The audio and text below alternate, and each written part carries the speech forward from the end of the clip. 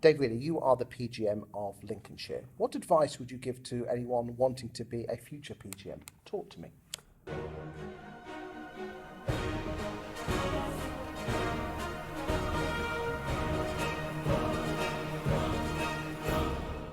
I'd be very disappointed if anybody now has aspirations to be the Provincial Grand Master. And I mean that really genuinely.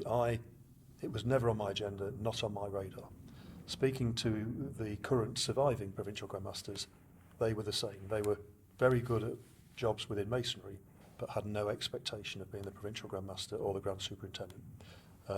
What is the Grand Superintendent? Because some of the younger brethren might not know that what it is. Yeah, the Provincial Grand Master is the senior figure in the craft in Freemasonry, in a province, and the Grand Superintendent is the senior figure in chapter in a province, and in Lincolnshire both those roles are combined. So I'm affectionately known as a double header on the circuit, that I look after craft and chapter. Okay, so let's come back to the original question. You said that you would pity someone, in my words, someone who wanted to do it.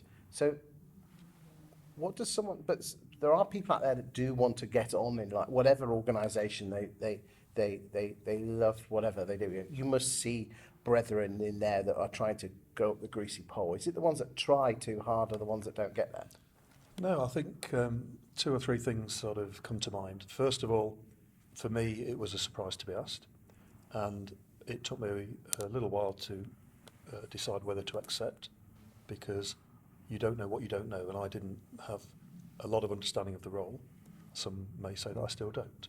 The other thing is that if people are ambitious in life, then they're always ambitious, and where is the ceiling for that ambition? Are they ever going to get to where they want to get to? And when they get there, have they got another ambition? And you said you pity people. I didn't use that word. Yeah. What I would do is, at the moment, I am asked a question by Grand Lodge every year, who I would nominate as my successor. It's a standard policy that's been in place for years, and I have to nominate two other potential successors.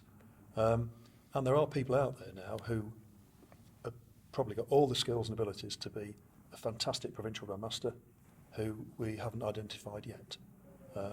So I wouldn't think there are people who absolutely aspire to be PGM, because in my experience, it was never on my radar. What skills do you think you need as a PGM? I think you've got to be organised. I think you've got to be approachable.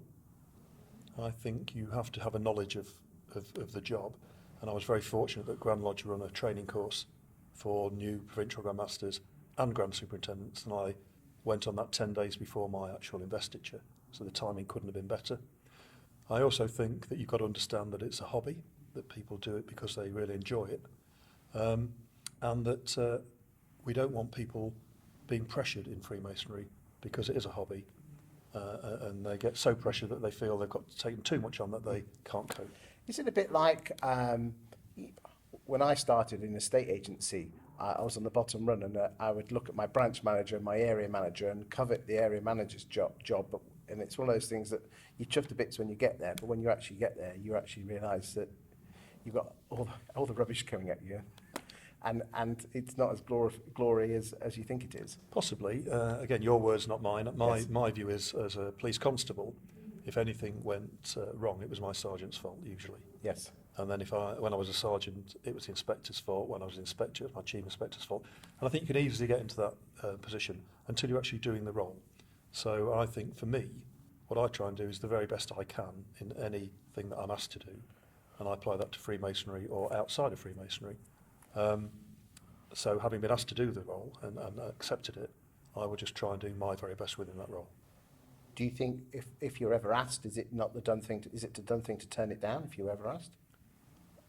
I'm sure it is, and it could be for health reasons, it could be personal circumstances, it could be for confidence, or any sort of reason. And I know there are people within this province and other provinces who, had they been asked, may have turned it down. I actually did speak to Graham Ives before I accepted, and Graham's advice was, I hope you take it. Are you glad you did? Yeah, I am. I was apprehensive. We had a long period, 6 months before the investiture, so the news was out, and a lot of trepidation before the investiture. From the minute I was invested as Provincial Grand Master and Grand Superintendent, I've been overwhelmed by the support of the Masons in the province. It's not all been plain sailing, but the majority of it has been fantastic, and I'm very humbled and delighted to be doing the role, and hopefully to the best of my ability. Would it be fair to say, therefore, that if anyone wants the job, it's a bit like the Royal Box at Wimbledon. If you ask for it and go for it, you won't get it. But if you put your head down, do the work, be a good Mason, look after your fellow brethren and yourself, you might be rewarded with that in the future. But it's not an easy job, and is that a fair comment? Yeah, I can only speak from my own perspective. I, again, didn't have any ambition. When somebody asked me what my ambition was in the police, it was to be a good police constable. That was the job that I joined. When I had a similar question about what was my ambition in Freemasonry, it was to be a good Mason, and nothing beyond that. I was delighted to get the appointments and promotions that I did, but that wasn't the main motivation for me. How important is it to have a good team around you? I'm talking particularly about your deputies and your assistant, PGMs, and the people around you. I think that's just crucial in life generally. At home, I've got a good team around me with my family. They tell it as it is and look after me. In Masonry, I've got a good team, and certainly at work, I had a very good team as well. How do you mean, when you walk into a room, you are the centre of attention. How do you not let that adulation or that go to your head?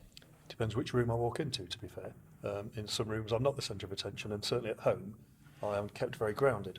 But in lodges, somebody asked me the other day how they should address me. Is it right, Worshipful Provincial Grand Master David Malcolm Wheeler? And I said, well, you could say that informally, but Dave's a good start. Yes. Well, the first time I met you, you were pouring me a pint. Possibly. Yes. Yeah, and that goes along with Freemasonry as well. Yes. But for me, it isn't about that side of it is important, and there is a role to play for me. Because you are when you come into the room, you are the leader of the gang. You are, and all reverence. Yeah, I think in the lodge, I have to play my role to the letter, and I do enjoy that side of the ritual and the ceremony. But I think away from the lodge floor, then I'm Dave, and I'm as human and as fallible as anybody else. I do hope that I can communicate with people and engage with people, and I am very keen to speak to the newer Masons. And sometimes that might be at the expense of more experienced Masons who have always got something to ask me. But I will try and seek out the newer guys, because they are our future. And if they're not enjoying it, then we really need to listen to that. Thank you very much. Thank you.